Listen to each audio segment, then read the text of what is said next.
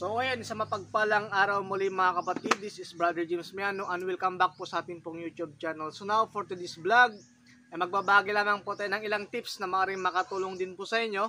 Dahil sa mga kaparehas ko po dyan ng motor, Rosimacho TC175, sa mga kaparehas natin at kaparehas din natin ng issue na madalas na issue ng ating pong sasakyan. So itong sa akin, umabot lamang siya ng ang issue pala nito ay sa ating pong speedometer, no po, na kung saan hindi na po siya gumagana. Nasa 4,000 plus lamang yung kanya pong natakbo, but then hindi na po siya gumagana. So sabi nila, dahil sa kaka-atras o sa kung ano-ano man, maaaring naputol yung kable. Pero itong sa atin, hindi po naputol po yung kanyang kable. So ipapakita ko po sa inyo na po yung issue ng ating pong sasakyan na Rosimacho TC175. Kung kapares ko kayo ng sasakyan at kapares ko kayo ng issue na nasira ng speedometer, hindi na po gumagana, ay panoorin nyo po ito. Dahil itong video po na ito ay para po sa inyo, at kung nakatulong man, please comment below. So God bless! So yun mga kapatid, at ay nasa 4,000 pa lamang yung natakbo ng Rosimacho natin 175. Pero ang issue niya, yun nga, sa speedometer, hindi na po gumagana. So ito po some tips upang makuha natin, kasi okay naman yung kable niya, hindi naman siya naputol. So, ang kanyang problema yung nasa loob gearbox. So ayun mga kapatid, so tatanggalin natin yan.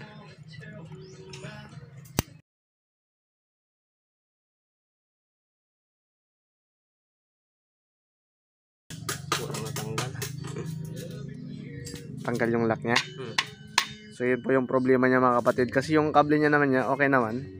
Same issue po siya dito sa Rosirin lang, Rosimacho 175, the same. So ito yung kable niya, yun na okay naman, buo, kompleto, hindi yan naputol. So ito po ilang tips lamang, baka sakaling makatulong. So tinatanggal muna.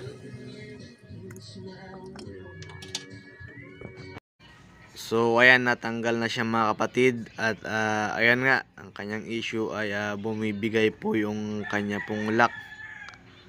Ayan, kaya kailangan po natin po itong maidikit o i-welding po natin. Ayan, i-welding po natin.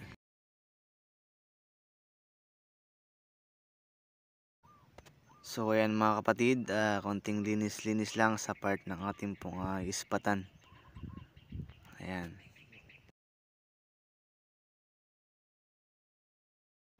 So ayan, naka-prepare na, ready na para maispatan na natin mga kapatid. So ito na nga po siya mga kapatid, at yung gamit po natin dito na welding rod ay yung pang stainless. So yun po yung ating pong gagamitin para po dito. So ayan mga kapatid, ispatan na natin siya ng konti-konti. So dito po yung part natin pong lininisan po kanina. Ayan. So maging maingat rin lang po mga kapatid sa ating pong pag-i-spot, dahil baka mamaya ay sumobra, mabutas yung kanyang lock. Mahirap na. Saka dapat hindi din po siya hindi po siya lalagpas sa may bilog dun sa loob. So kaya dahan-dahan lang yung pag-i-spot natin mga kapatid.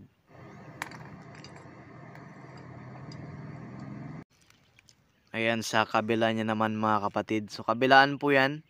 So magkatapat. Ayan, dun sa nispatan natin kanina. And then dito naman po sa kanyang tapat. Kahit hindi na po mismo yung yung kanyang buong bilog, basta yung magkatapat, maispatan po natin. So ayan mga kapatid, naispatan na po natin kabilaan, kaya pwede na po siyang ikabit muli. At check po natin kung gagana na ang ating speedometer. So ayun mga kapatid, at nailagay na nga po yung ni-repair dito sa atin, at i-check natin ngayon kung gumagana nga. So ayan, at gumagalaw lang po yung speedometer mga kapatid. At ito na nga mga kapatid yung sa ating pong kaibigan, the same na motor, the same din po ng issue. Ayan, so nilalagyan na po ng grasa. So ito po yung ginawa kanina. Ayan, winilding. Nilalagyan po ng grasa para mas maging okay. So ayan. At ilalagay na nga natin mga kapatid. Ayan, so mas okay siya dahil nilagyan po natin siya ng grasa. Ayan, ayan. So ayan mga kapatid, ilalagay na po natin at malapit-lapit na po sa katotohanan. So ayan, at i-check natin mamaya kung gagana. At ito po yung ilang tips na maaari pong maibahagi po sa inyo. So ayan mga kapatid, at i-check na po natin kung gumagana nga po yung o tumalab yung tips natin pong ibibigay o ibinigay. At ayan nga po mga kapatid, yung speedometer natin ay gumagana na, speedometer ng ating pong kaibigan.